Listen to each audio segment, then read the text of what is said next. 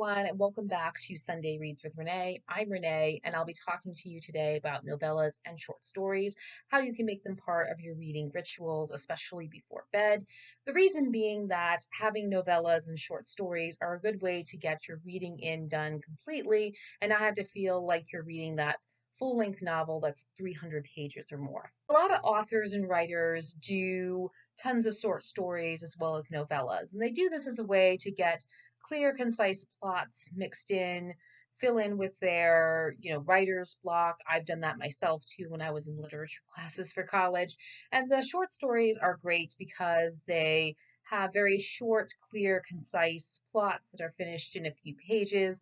Novellas are great because they're under 200 pages, maybe a little bit under 150, so they can get everything they need completely in. Some of the short story collections I have read, though, in the past have been Colonial Horrors, Sleepy Hollow and Beyond by Graham Davis, which has a lot of stories that were written by individuals in the 16 to 1700s. We also have More Deadly Than the Male by Graham Davis, which has a collection of short stories that were written by women who took the horror genre a little bit more. And those are very interesting stories to read if you're ever interested in giving them a go, because I think it's very fun to read those stories and make them part of your reading ritual, especially during Halloween and scary times. But the reason that I think novellas and short stories are good to have is because I have a busy life. And so sometimes I can't get down to reading the full length novels and really engaging in them. So sometimes looking at the short stories or the novellas can really help a lot. When I read Small Things Like These by Claire Keegan during December 2024, it was for my book club, and it was a great story. It was clear, concise, to the point. It had a lot of messaging in it that I enjoyed. And what's interesting too is that it's filled in my reading material for the month with that book club, especially at Christmas time when it's very busy and you're doing a lot of holiday shopping and a lot of travel, a lot of work as well. But having a short story collection is also great because it helps to combine a bunch of short stories in that have similar themes like mysteries, dramas, romance, and some comedies. Joyce Carol Oates' book Neon is great because it combines a lot of short stories in that have that mystery, psychological thriller genre into it. There's a collection of books that are published every year called the Best American Short Stories, done by an editor of their selection. And there's also a gentleman named Otto Penzler, who is a crime fiction expert as well as an editor, who does a lot of the American classic mystery short stories and edits them in a collection. He does a lot of the big book mystery novels as well.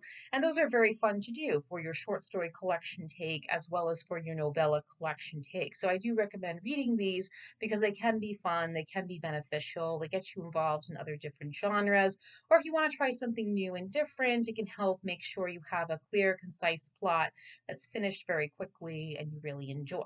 Some of my recommendations are Story of an Hour by Kate Chopin, The Lottery by Shirley Jackson, and a variety of short story collections such as Homesick for Another World by Ottessa Moshfegh, The 13 Problems by Agatha Christie featuring Miss Jane Marple, The Guy Not Taken by Jennifer Weiner, Night Neon by Joyce Carol Oates, and Strange Pilgrims by Gabriel Garcia Marquez.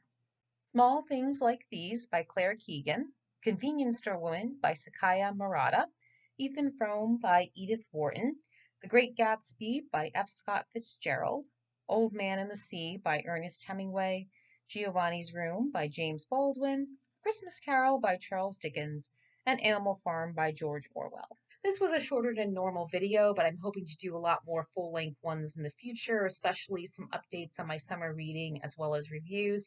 I've been busy this week, and on the date that this video is set to premiere, July 20th, I'm going to be away for the day up in Boston, doing a little bit of a trip.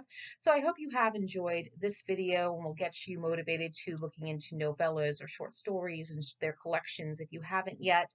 Please be sure to comment, like, subscribe, and share this video. Please let me know of any novellas and short story collections or short stories in general that you enjoy in the comment section. And I'll see you next week with a more full-length video. I thank you so much for watching, and I'll see you next time.